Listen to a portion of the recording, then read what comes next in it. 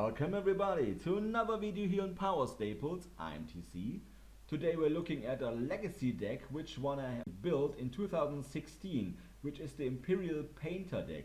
It's a combination of a combo deck which can win really fast, and a combination with Grindstone and Painter's Servant. You can play it on like turn 2 and get for the win if it's ever possible. And if it's not the case, we can use this entire shell as a control deck. We can survive the grindy game and anything like that, and sooner or later find a way to the combo pieces together and then win from there. And we also got into a situation where we have all this recruiter action and all these combination cards, like with Goblin Weather. We can just get cards from the graveyard and anything like that. And we have so many tutor and filtering things, and all with Izzet colors right now. The main reason why I have to put blue in there, originally I had the mono red version with more blood moons and stuff like that, and I had to change it because Sensei's Divining Top got banned in Modern in between. 2016 it was still legal, but now I had to change the deck, and I add blue because there are now many possibilities. Like with Ponder and Brainstorm, it's most likely that I can get my pieces together whenever I need a Grindstone or Painter Servant. I most certainly will find my way through this with these cards, for example. And we have cards to shuffle the top card of our library away. For example, with Imperial Recruiter and Trinket Mage, we can shuffle our deck, and we're also with Intuition. It's just like a tutor for this deck, especially in combination with Goblin Weather. We can tutor up for 3 cards with the same name. As long as it's an artifact, for example, we can still get it, and anything like that. We can thin out the deck and fill our graveyard, which is wonderful for the Goblin Weather plan. So this really adds up on value right there. First of all, I didn't want to get that much blue. Now that I have many blue cards in this deck, now Force of Will is like a no-brainer. It's just so perfect. Now I had to add it no matter what. And I cut down 2 Pyroblast to make room for it, because Red Elemental Blast is even better. But let's start first. First of all, if you're not familiar with this, why is this deck so enormously good? It's not like the fastest deck in Legacy. You can win on turn 2 if you're really that lucky, because this is not like a Belcher version or something like that, when you just like go all in. So I cut like the Simian Spirit Guides and Lotus Petals from this deck because I was more focused on reliability. I wanted to make sure that I can win the longer games. We run cards like City of Traitors.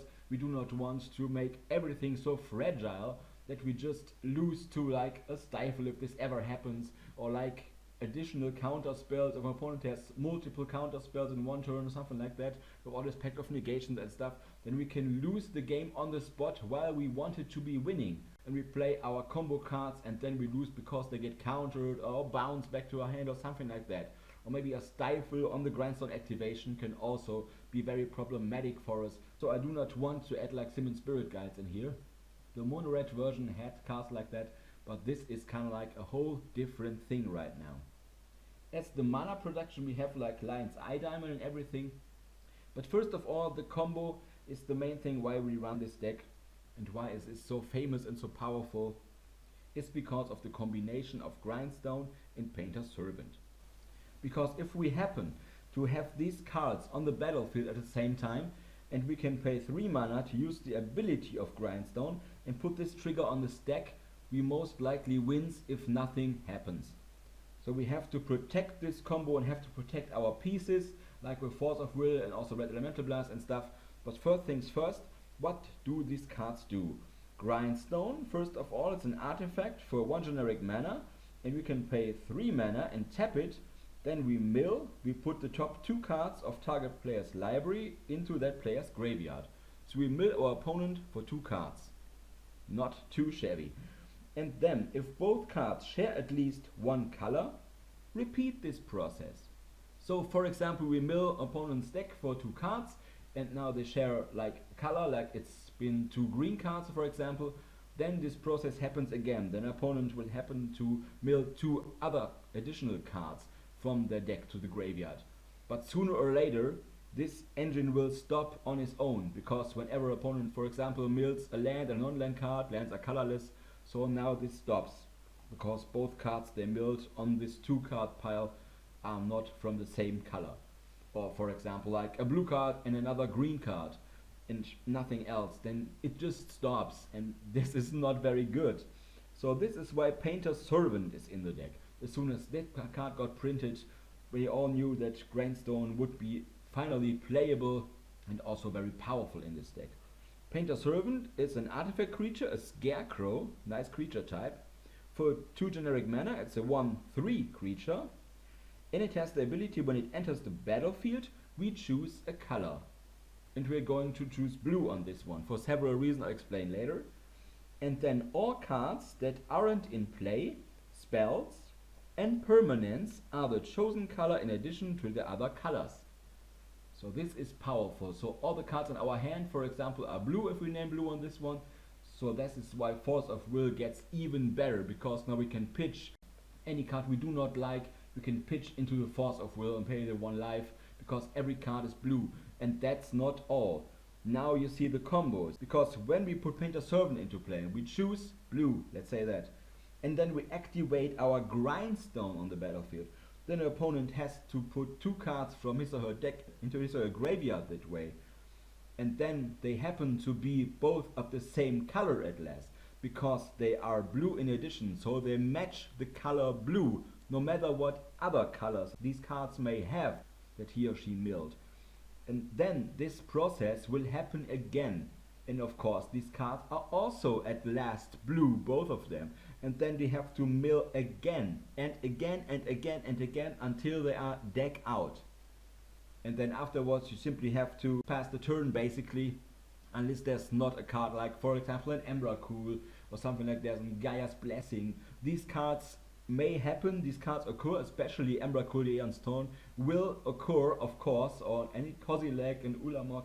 This can happen, that they have this refill trigger. They are able to make these cards all shuffle into their decks. And if this happens, we have several other plans in the sideboard to make sure this is not really a threat, that we can win even besides that.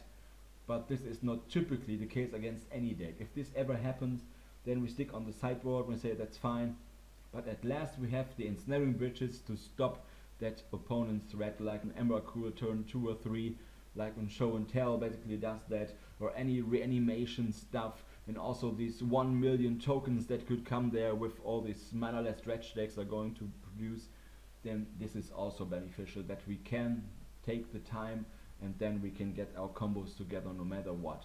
And also most of these decks, except for the Show and Tell decks, are not in the situation where Emrakul is in the main deck, most likely.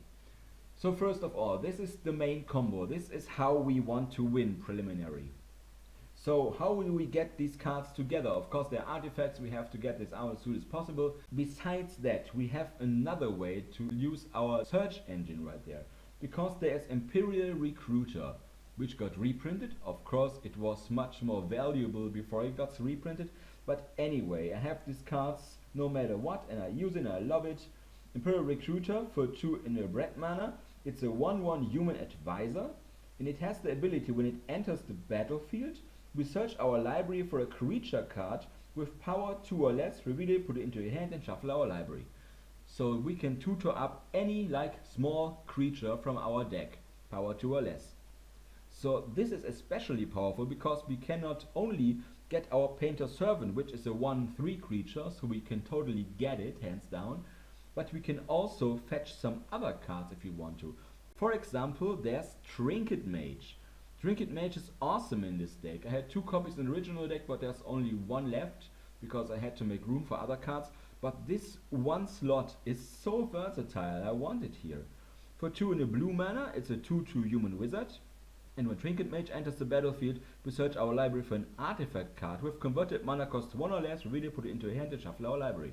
So this is like the chain.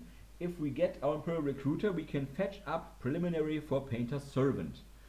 And if we do not need Painter's Servant, if we already have that, if we want to have Grindstone, then our Imperial Recruiter, if it happens to get on the battlefield, then we can search for Trinket Mage. And Trinket Mage, if we want to, can search for our Grindstone, which is an artifact with converted mana cost 1 or less. Converted mana cost 1. So we can get it anyway with this Imperial Recruiter, so this slot is very versatile. And of course, Imperial Recruiter can also find so many other cards, for example like Goblin Weather, which is awesome. and also many other things, especially in the sideboard. We have so many options in there. You can run stuff like Hope of Girapur, Phyrexian Revoker, Spell's Guide, Fairy Macabre, Fiaschino Heretic, whatever your heart desires. So this is great as a toolbox. So 4 of these cards, very flexible. You could also search for one another if you want to shuffle the deck or anything, but this is most likely not what's going to happen, but you can do that. And there's Goblin Weather, which is another all-star of this deck. There are 2 copies here.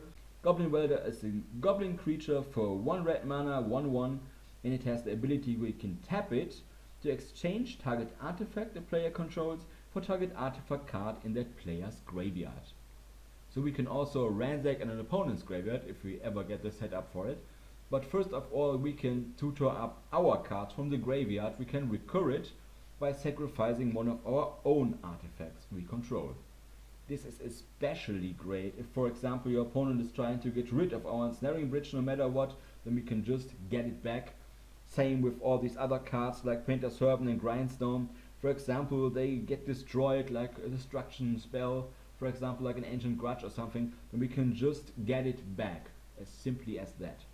This is very flexible here.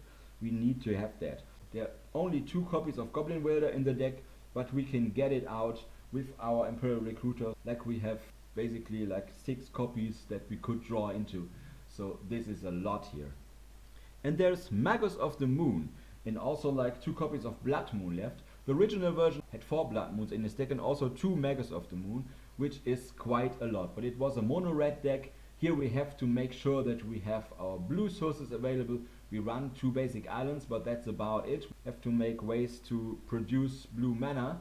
Red is totally not a problem if there's Magus of the Moon or Blood Moon out, but we have to make sure that we have blue mana available for our spells. Not for the combo itself, Painter's Servant and Grandstone are both like generic mana, but anything else we really could use our blue mana here.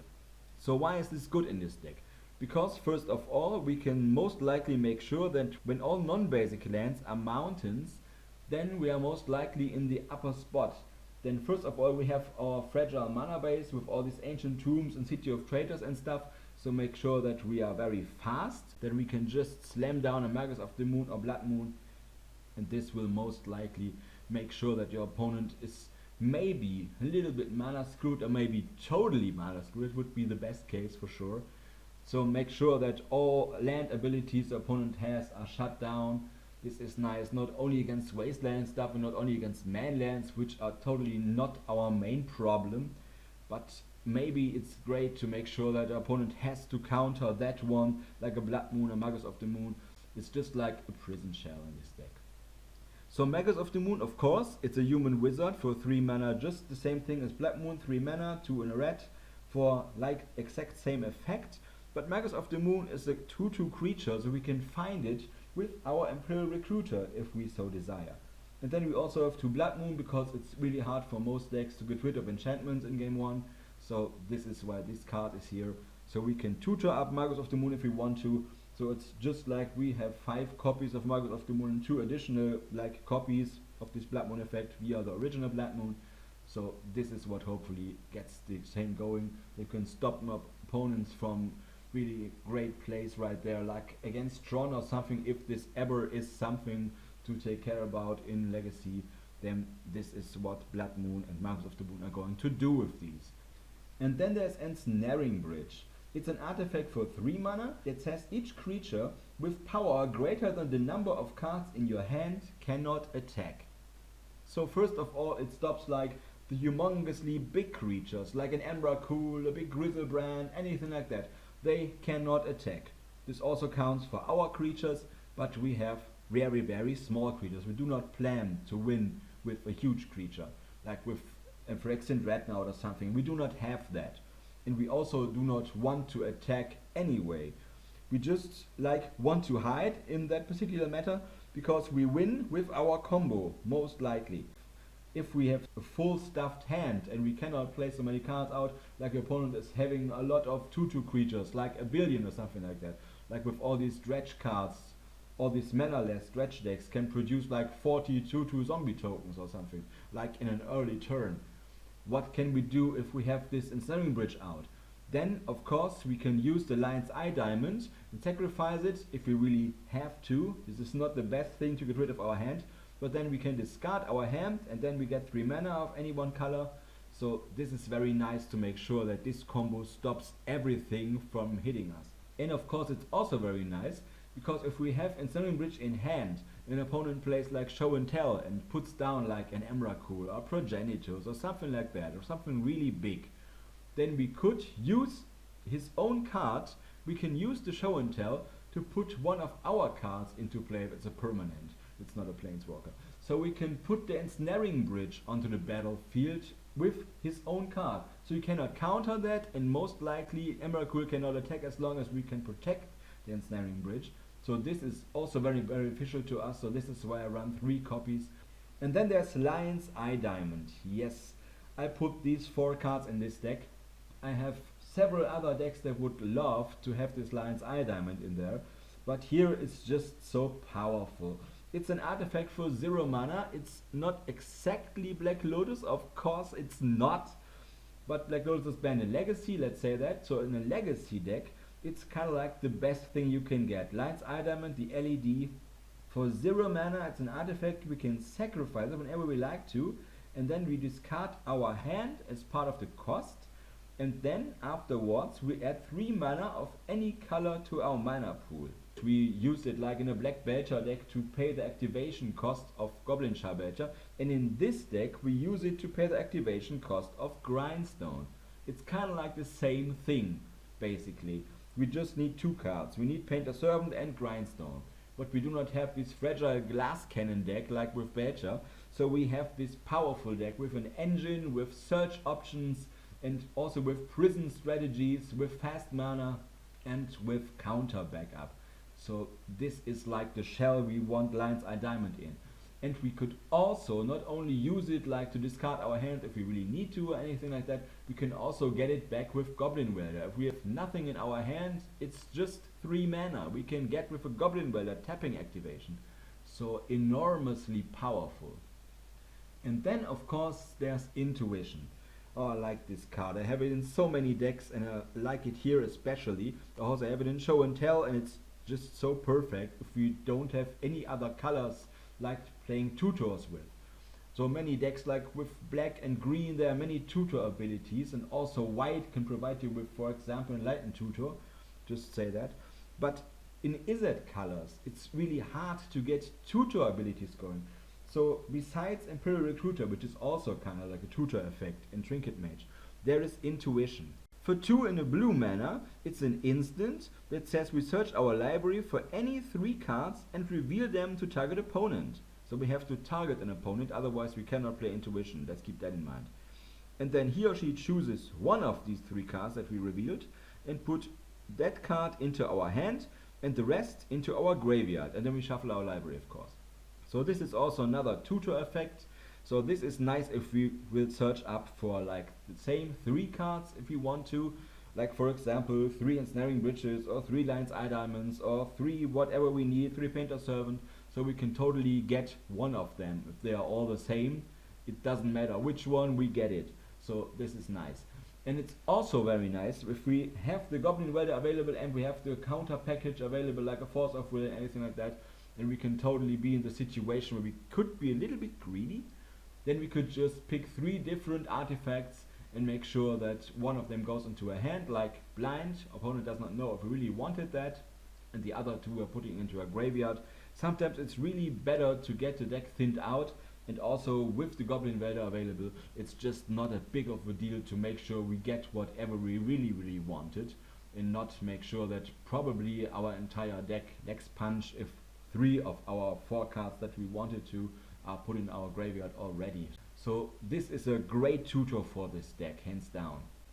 And then of course there's Force of Will, the no-brainer card. Like every deck that's not a manaless stretch deck or something very heavily on artifact and stuff and has blue, of course, seems to play it, wants to play it, desires to play it, of course. Force of Will, it has the mana cost printed on it. We wanted mana cost 5, 3 and 2 blue.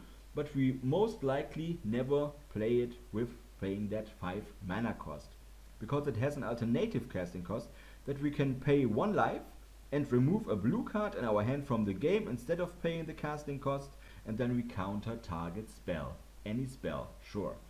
So this is especially great if we lack the mana to pay anything, like when we are tapped out, an opponent is most likely thinking that we won't counter anything because we don't have the mana to pay for our counter spells. Then Force of Will comes in handy for sure. Don't have to tell that to anybody, everyone knows that. But it's also great because when there's Painter's Servant on the battlefield and we chose the color blue on his own ability, then every card is blue, every card not on the battlefield. That of course obviously counts for the cards in our hand. And we can counter any spell we want to without paying the mana cost, just getting rid of a card. And then we also have Red Elemental Blast. For a 1 red mana, an instant that counts as a blue spell or destroys a blue permanent. So this is most likely just like main deck hate? What's this going to be, you may ask. Yes, of course, this also gets better with Painter's Servant ability naming blue.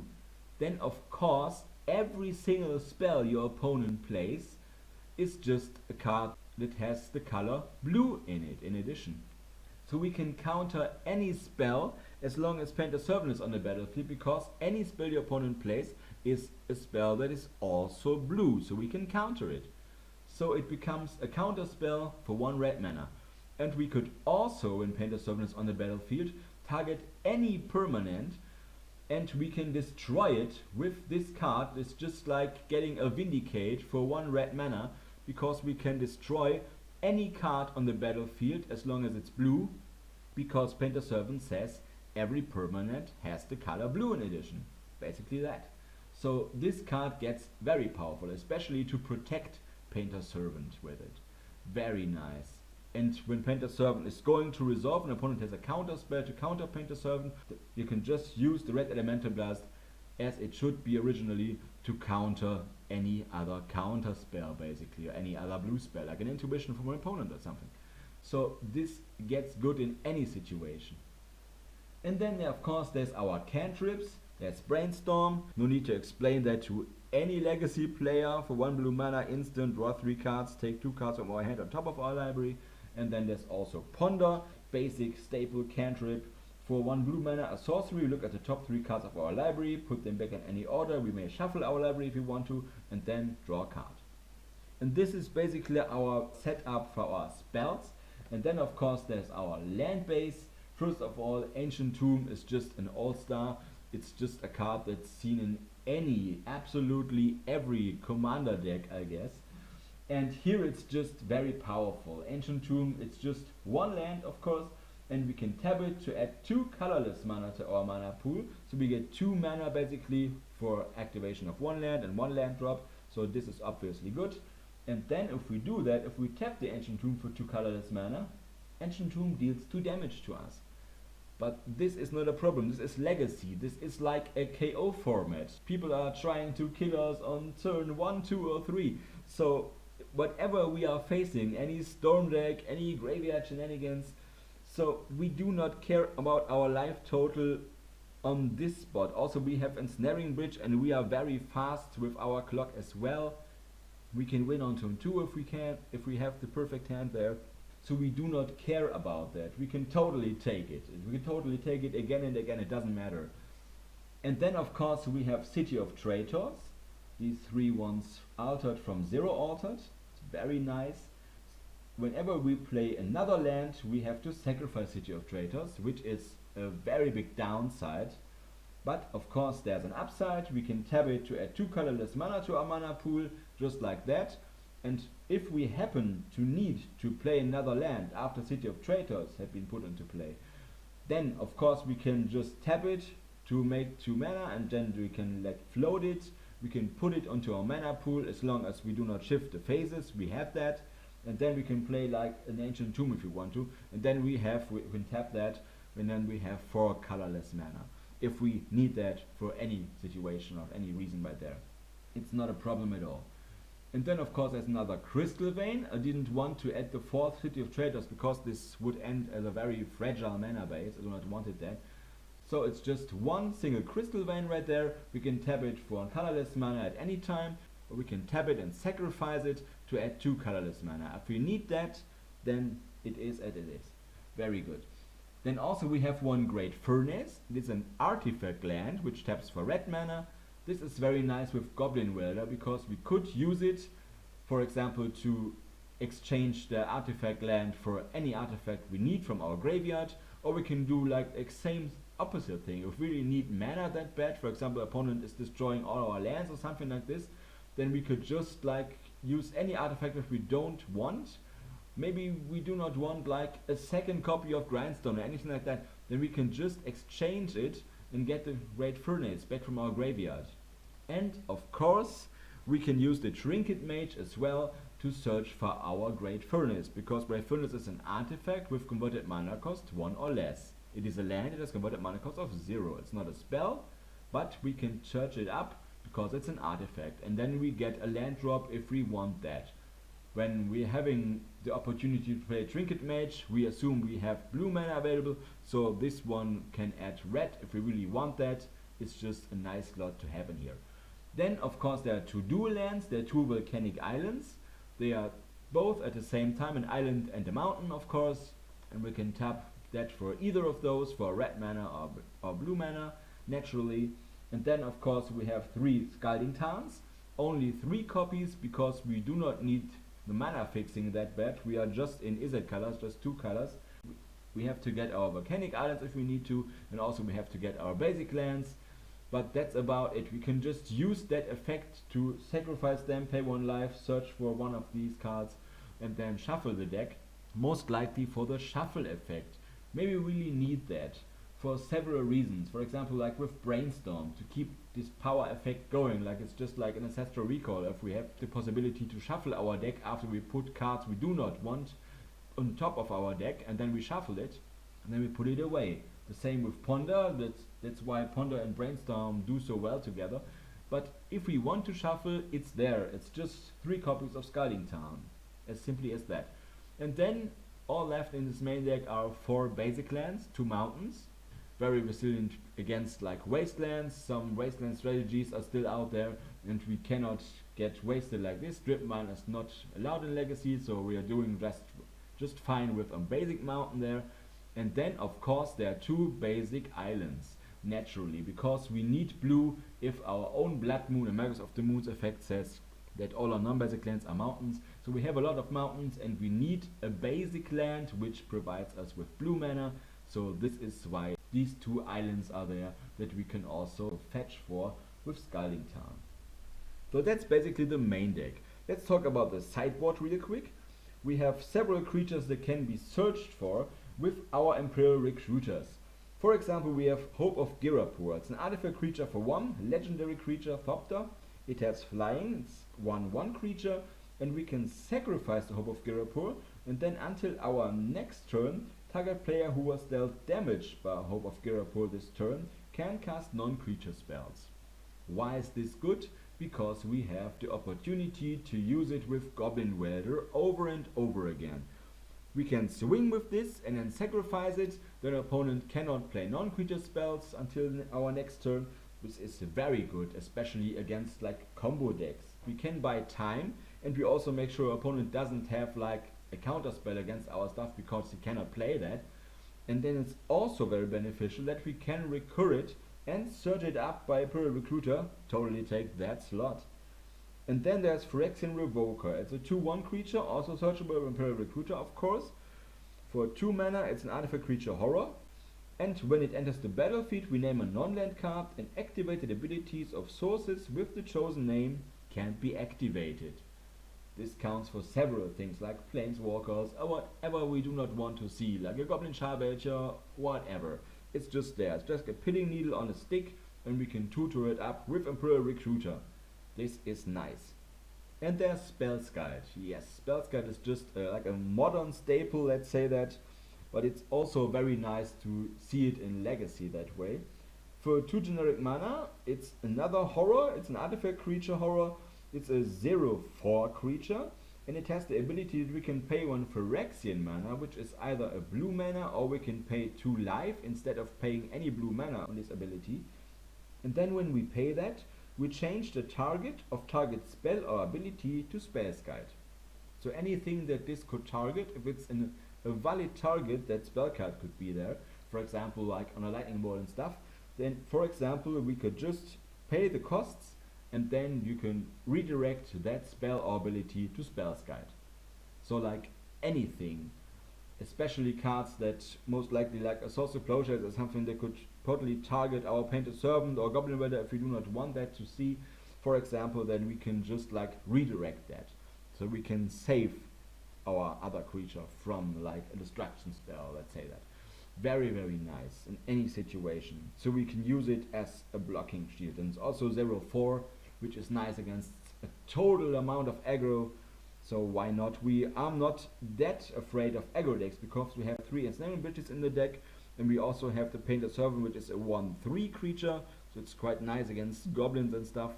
And we also have like all these creatures like Imperial Recruiter, they can totally block. We do not need them anymore. We don't flicker them, we don't like bounce them. We just play them, use the effect, and then we have this 1/1 creature that we do not need anymore. So we can totally block like a 6/6 creature if this doesn't have trample or stuff. Then it's just alright to do that. So we do not need that. And then we have Fairy Macabre. We also have 1 Torment Script in the sideboard, but on the creatures, Fairy Macabre does kind of like exact same job here. It's just a little bit easier to get it out because we can search it out with Imperial Recruiter. And this is very easy to get it done. Torment Script can be searched out with Trinket Mage. But here we can search the Fairy Macabre because it's a 2/2 creature, which originally is a black creature, but we do not plan to pay the costs. As long as we have this creature card in our hand, we can just discard it from our hand to make sure that we always have the upper hand. It's always we have something against graveyard-based decks, or like sometimes it just needs to stop your opponent from having like Threshold or having to abuse like a powerful card like a Snapcaster Mage. So it's just there. And it's also great if opponent has anything that can stop them from milling out. If we are winning with Grindstone and Painter Servant and the combo is progressing, and then there's something like an Emrakul and Aeos Torn, like I said previously, or for example like a Kozilek or anything like that, Ulamog the Infinite Gyre, then we could just use the Fairy Macabre to remove them when they're on the battlefield, and then this trigger occurs. Opponent can shuffle all cards back into their deck. We can just use the Fairy Macabre to remove that card like the Emrakul, and also another card if it happens there's more of these, to remove them from the game, put them in exile. And of course our Grindstone still happens, it's still on the stack, and then they mill out even if they have that. So keep that in mind, this is very powerful in here. And also we have a Cephalid Empress in here. For 3 and a blue mana, it's a 2/3 creature, so 2 power. We can also get it with Imperial Recruiter for sure. And this is also very nice if Painter Servant is on the battlefield and we named blue on this one. Because when it enters the battlefield, then all opponents have to return all blue creatures back into your hand from the battlefield. And as long as Cephalid Empress stays on the battlefield, opponents cannot play blue creature spells. So this is nice if Painter Servant says everything is blue. Basically that. It's the perfect answer against Reanimator strategies and stuff like that. We can bounce everything and they cannot play it. Fair deal. And then there's Viashino Heretic. It's a red creature for 2 and a red mana. It's a 1/3. Just like Painter Servant, we can get it out from Imperial Recruiter for sure. And we can pay 1 and a red and then tap it. And then we destroy target artifact. And Viashino Heretic deals damage to the controller of this artifact equal to the converted mana cost of that artifact that we targeted for. So this is also good to make opponent's life total getting low, if it's ever possible that this is the case, that we can win with other ways, like just with using our combo with Grindstone and Painter Servant, then this is most likely a great way to deal damage to the opponent over time if this survives long enough. And that's about for our creatures in our sideboard. Then of course we have other ways to stop your opponents from doing things against us. There is Mindbreak Trap for 2 and 2 blue mana, but this trap is most likely not going to be paid with these 4 mana. We can afford 4 mana if we have the blue mana most likely, but this is not the problem. This is a trap. Like many of these traps have an alternative activation cost. So in this case, if an opponent casts 3 or more spells this turn, you may pay 0 mana rather than pay Mindbreak Trap's mana cost. So if an opponent played 3 or more spells, this is free for 0 mana. And the mindbreak trap says, exile any number of target spells. So hands down, this is against storm decks. Especially in Legacy, there are a lot of storm decks winning with all these grape shots and all this stuff. For example, big Tendrils of Agony, something like that. And then we have the mindbreak trap. And this is powerful. We can exile any number of spells. And we could also exile like an Emrakul with this, because it does not counter the spell. It exiles it from the stack. So this is even better. We can just exile it, even if it's not able to be countered. Just like an abrupt decay, it cannot be countered or something like that. Then we could just exile the spell on the stack with this card. So nice to keep that in mind. We have 3 copies of this in the sideboard. Then we have also 3 copies of Sphere to make sure the opponent is not going to play Storm against us after game 1. That's just not possible to win, most likely. Sphere, it's also an all-star in like every format, like in Vintage is restricted. And also here it's very nice. An artifact for 3, because it's Sphere. It costs 3, of course, sure. And as long as Sphere is untapped, each spell that would cost less than 3 mana to cast costs 3 mana instead. So it fills the mana up until it's 3 mana that you pay for. And there's Ratchet Bomb for 2 mana. It's an artifact that you can tap to put 1 counter on it. And you can also tap and sacrifice this Ratchet Bomb.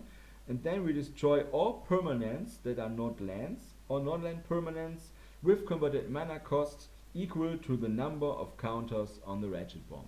So this is nice against a billion tokens that are on the battlefield. They're just converted mana cost 0. You can just play the Ratchet Bomb and use it right away to destroy everything that costs 0 mana. And we can also tick it up a little bit to make sure that we can get rid of anything with our Izzet colors, with our limited amount of removal. This is just doing a good job. And we could recover it with Goblin Weather if this game goes really, really long. Not particularly, but possibly. And then there's Tormod's Crypt, sure, another way to get rid of an opponent's graveyard, artifact for 0.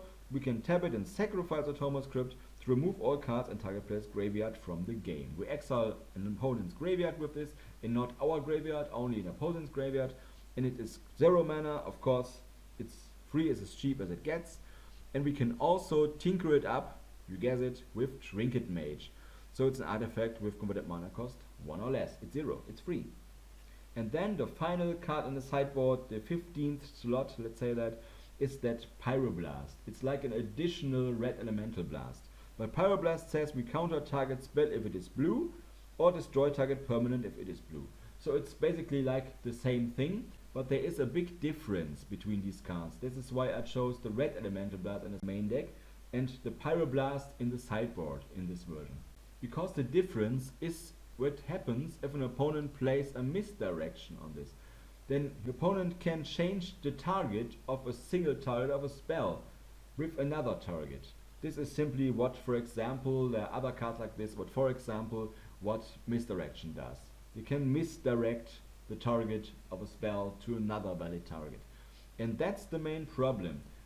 With Pyroblast, we can counter target spell if it is blue or destroy target permanent if it is blue, and if its Painter Servant happens to be on the battlefield and it's named blue on this effect, then everything is blue. We can, for example, use the Pyroblast to destroy an opponent's creature with that, but opponent can just use the misdirection if they really want to, and they can misdirect the Pyroblast on one of our lands. But with Red Elemental Blast you cannot do that. We can just destroy a blue card with it or counter a blue spell. So this is why opponent cannot cheat with misdirection on this, to make sure that our target is the one that we wanted to aim for. And that's basically our Imperial Painter deck. I hope you really like it. If you probably play it, and if you have any suggestions or anything you play in another combination or maybe another card that I didn't think about, please make me know. Please hop in the comments, please tell me. Make sure that you will subscribe to this channel if you didn't do it already. Give thumbs up to this video. Please do that, I appreciate it a lot. It helps a lot to let this channel grow a little bit more. That would be awesome. Hopefully let's see you again in another video here on Power Staples, and I will talk to you soon. Bye.